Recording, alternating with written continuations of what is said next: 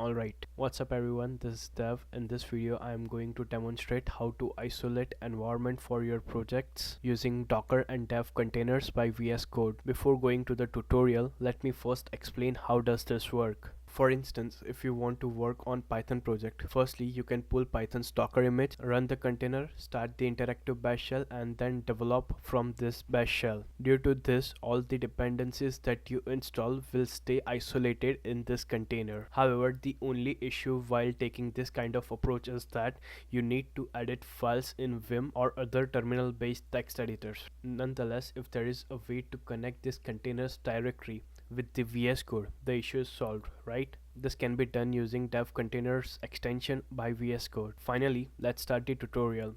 As always, to work with Docker image, I'll use docker compose.yaml file.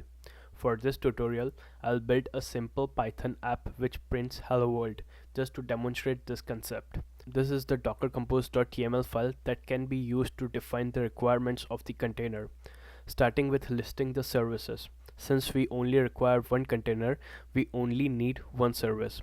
You can name this anything.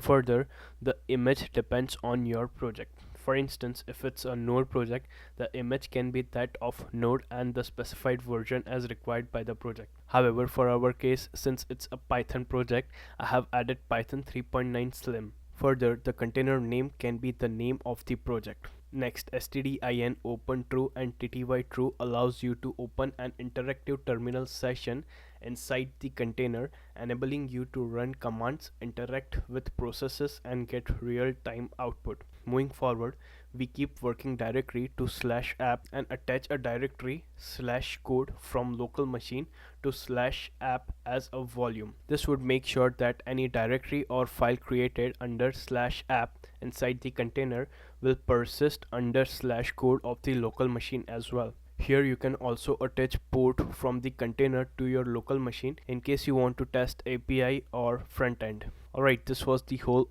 docker compose.yaml file. The next step is to start the container using docker compose up --build -t. Great, now the container is on. Before moving further, make sure to install Dev Containers extension in your VS Code. Once you install it, you will have this icon on the sidebar of your VS Code.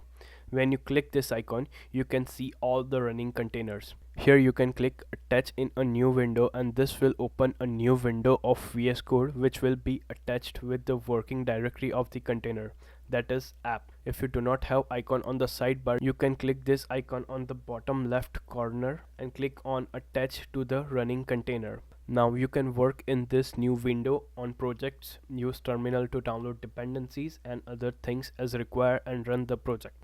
This is basically the whole development environment.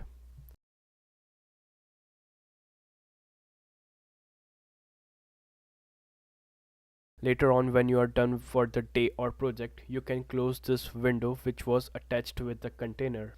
And now, before closing the container, you need to persist the state of the container. Although we have attached the volume so that all the directories and files from /app persist in the local machine's /code directory, this will not persist any installed dependencies or software. Hence, to do this, we use docker commit, name of the running container and name of the new image.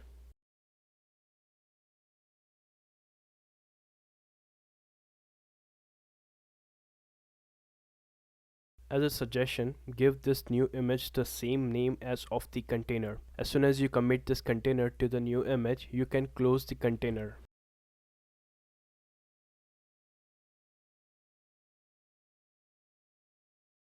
Lastly, to make sure that the next time you want to work on the project, you get the same image that we created using the container, change the value of the image in the docker compose file.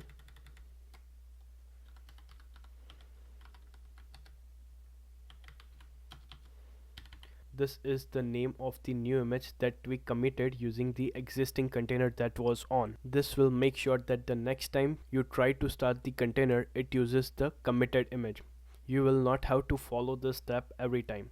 Once this is done, now to work on the project, you just need to start the container using Docker Compose up, enter the container using Docker containers, write the code, commit the container to the same image and close the container. Now let me discuss the benefits of isolating the development environment for the project. Firstly, you can work on multiple projects simultaneously, each requiring a different versions of dependencies without interfering with the host system or other projects. Secondly, your host machine stays clean as all the dependencies and project specific tools are confined in a container.